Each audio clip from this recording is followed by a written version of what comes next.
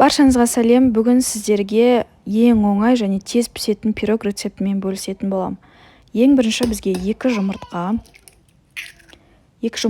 жақсылап миксермен араластырып аламыз. Одан кейін осыған қант қосамыз. Қантты да тап осылай жақсылап араластырып аламыз. Маған подписка жасап, лайк қоюды ұмытпаңыздар.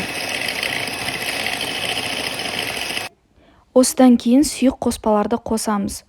Ол біздің су майымыз және айранымыз. Осыны қосқанымен жақсылап араластырып, қопсытқыш қосамыз. Қопсытқышымыз 15 грамм. Оны ұнға салып араластырамыз, сосын ұнды қоса бастаймыз. Ұнды бірақ сала салсаңыздар болады.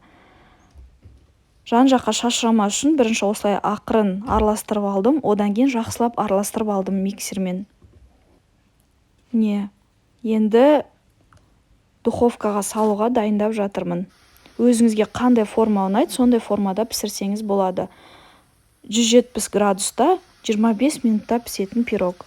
Үлкен рахмет менімен бірге болғандарыңызға.